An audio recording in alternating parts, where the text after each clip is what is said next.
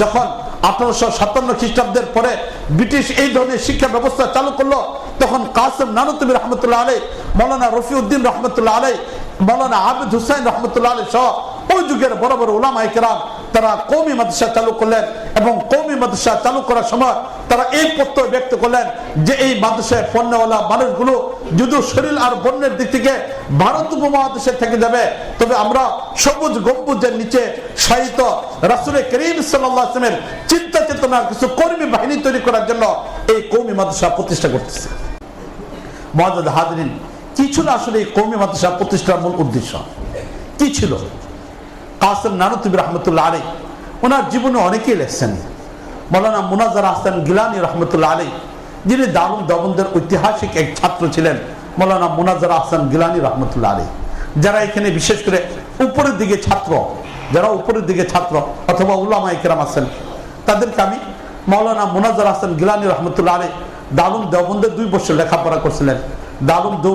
দারুল দেওবন্দে 2 বছর থাকা অবস্থায় এরপরে দারুল থেকে চলে যাওয়ার পরে উনি একটা ছাত্র জীবন শেষ করার পরে একটা বই লিখছিলেন উর্দুতে। এই বইটার নাম হলো ইহাতায়ে দারুলুমে বিতে হয়ে দিন। ইহাতায়ে দারুলুমে বিতে হয়ে দিন, দারুল দেওবন্দে আমার অতিবাহিত করার সময়। এই বইটা যারা পারি উলামায়ে কেরাম কিনে নেব। বাংলাতে এটা অনুবাদও আসছে, বাংলাতে এটার অনুবাদও আসছে। এই জন্য এই বইটাকে কিনে নিলে দারুল দেওবন্দের ছোট্ট একটা বিষয় আমাদের সামনে পরিষ্কার হতে পারে। দারুল দেওবন্দের লেখাপড়া কেমন ছিল, উস্তাদরা কেমন ছিলেন, দারুল দেওবন্দ ওই সময় পড়ার পদ্ধতি কি ছিল।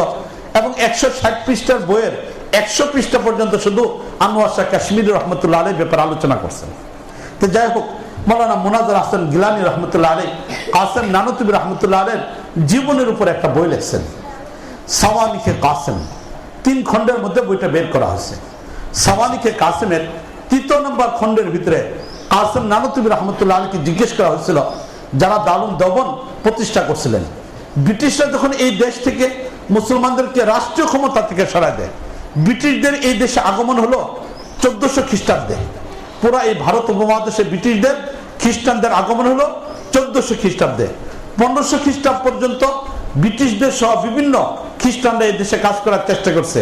এবং সবচেয়ে বড় দুর্ভাগ্য, এটা আমাদের জন্য দুর্ভাগ্য, যে সর্বপ্রথম এই ভারত উপমহাদেশে যে জমিতে খ্রিস্টান মিশনারিরা সর্বপ্রথম কাজ করা আরম্ভ করছে, সেই জমির অংশটুকু পড়ছে আমাদের বাংলাদেশের যশোরের ঈশ্বরীপুর নামক জায়গা। সর্বপ্রথম 1 খণ্ড জায়গা তৈরি করে, জায়গা ক্রয় করে এখানে খ্রিস্টানদের জন্য সর্বপ্রথম গির্জা তৈরি করা হয়েছিল। 1599 খ্রিস্টাব্দে জায়গা ক্রয় করা হয়।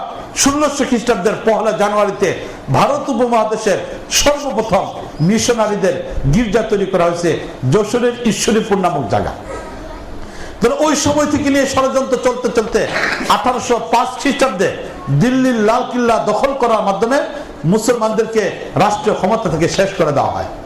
এই 1805 থেকে নিয়ে মুসলমানরা ব্রিটিশদেরকে তাড়ানোর জন্য জিহাদ করছেন, উলামায়ে কেরামরা জিহাদ করে যাচ্ছেন।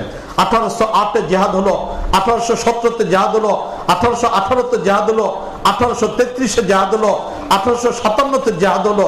একের পর এক উলামায়ে কেরামের তত্ত্বাবধানে মুসলমানরা ব্রিটিশদেরকে দেশ থেকে তাড়ানোর জন্য জিহাদ হলো। 1857-তে যখন জিহাদ শেষ, এর 9 বছর পরে 1866 23শে মে দারুল দেওবন্দ প্রতিষ্ঠা হয়। তাহলে 1866 23শে মে যখন দারুল দেওবন্দ প্রতিষ্ঠা হয়, তখন কাসেম নানুতুবি রহমতুল্লাহ আলাইকে জিজ্ঞেস করা হলো যে কেন দারুল দেওবন্দ তৈরি করলেন আপনারা? এতদিন পর্যন্ত সশস্ত্র জাহাদের মধ্যে লিপ্ত ছিলেন, সরাসরি ব্রিটিশদের বিপক্ষে আপনার জাহাদের মধ্যে লিপ্ত ছিলেন। এখন সেই জাহাদগুলিকে বাদ দিয়ে এখন কেন আপনারা এই কওমি মাদ্রাসা তৈরি করলেন? কাসেম নানুতুবি রহমতুল্লাহ আলাইকে যখন জিজ্ঞেস করা হলো, কাসেম নানুতুবি রহমতুল্লাহ আলাই 2টা উত্তর দিচ্ছেন। সাওয়ানিকে কাসেমের 2 জায়গাতে এই প্রশ্নের উত্তর লেখা আছে।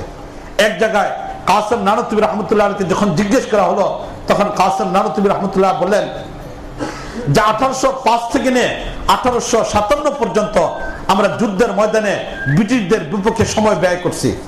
এই দীর্ঘ সময়ের দ্বারা আমাদের কাছে পরিষ্কার হলো ব্রিটিশ সামরিক শক্তির দিক থেকে এত বেশি পরিমাণ শক্তিশালী, যাদের রাষ্ট্রের বিস্তৃত হলো এত বিশাল, যেখানে কোনোদিন সূর্য অস্তমিত যায় না। এত বিশাল সাম্রাজ্যের অধিকারী হলো ব্রিটিশ।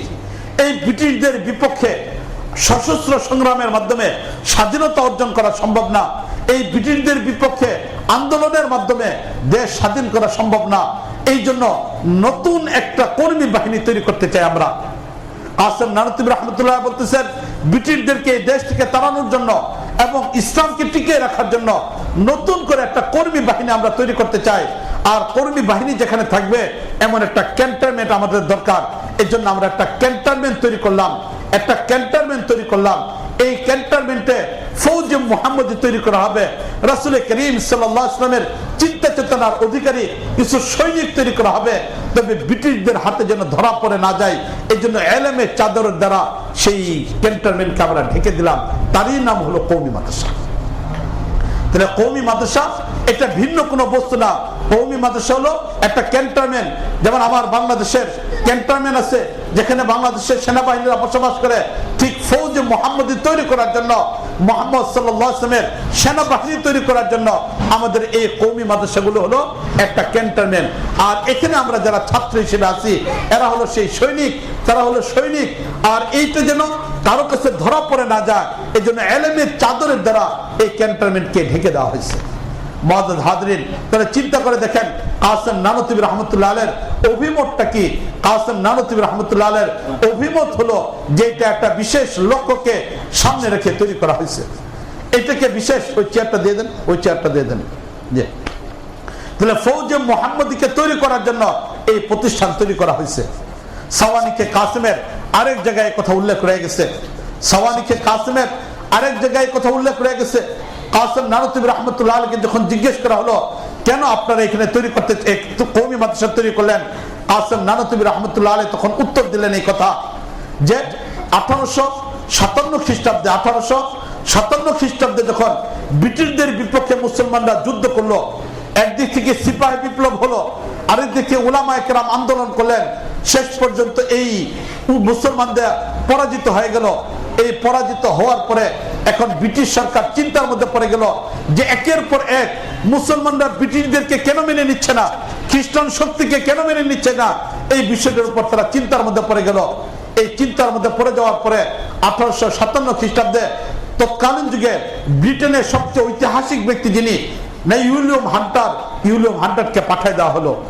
উইলিয়াম হান্টার তিনি আসলেন, আসার পরে দীর্ঘ 3 বছর পর্যন্ত ভারতের প্রতিটা অঞ্চলে যাতায়াত করে তিনি তথ্যগুলিকে তালাশ করা আরম্ভ করলেন, মুসলমানদের কাছে গেলেন, খ্রিস্টিয়ানদের কাছে গেলেন, হিন্দুদের কাছে গেলেন, বিভিন্ন জায়গায় যাতায়াত করলেন।